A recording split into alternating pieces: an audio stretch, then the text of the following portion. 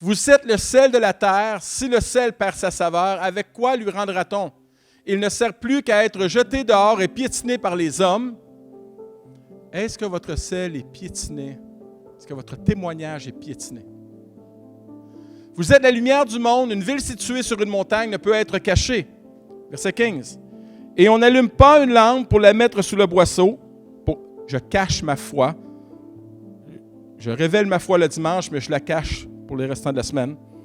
On la met sur le chandelier et elle éclaire tous ceux qui sont dans la maison. Ta maison, ça peut être ton lieu de travail, ton école. Que votre lumière luise ainsi devant les hommes, afin qu'ils voient vos bonnes œuvres et qu'ils glorifient votre Père dans les cieux. Et j'aimerais vous dire, quand Jésus dit « Nous sommes le sel de la terre et la lumière du monde », c'est un absolu. Il ne dit pas que vous êtes une des lumières, il ne dit pas que vous êtes un des sels. Le Seigneur dit que nous sommes le sel et la lumière. Et un absolu, selon le dictionnaire, c'est un fait indiscutable et non négociable. Ne laissez pas le monde négocier avec qui vous êtes. Nos aspirations sont différentes. Nos inspirations sont différentes. Nos motivations sont différentes. La différence entre un chrétien et un non-chrétien devrait se voir et s'entendre. Nous sommes appelés à assaisonner et à éclairer des vies.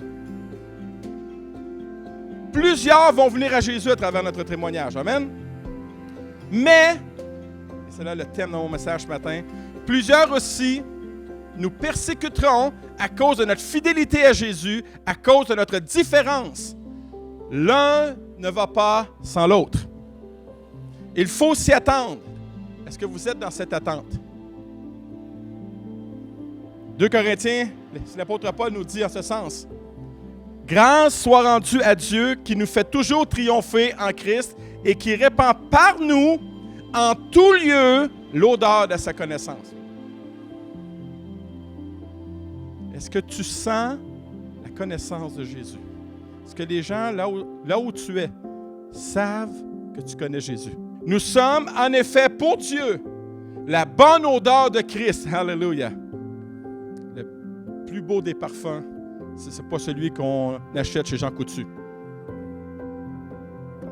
Parmi ceux qui sont sauvés, nous sommes une bonne odeur. Et parmi ceux qui périssent, les uns, une odeur de mort donnant la mort, aux autres, une odeur de vie donnant la vie. Pas que nous ayons une odeur de mort, mais notre bonne odeur est pour certains une odeur de mort. Si nous sommes fidèles, vraiment fidèles à Jésus, si nous appliquons à nos vies les premières béatitudes, soyons assurés d'être persécutés. Comme le dit John MacArthur, il dit ceci. Quand nous devenons le sel et la lumière de Christ, notre sel piquera les blessures ouvertes du péché du monde et notre lumière irritera ses yeux habitués aux ténèbres.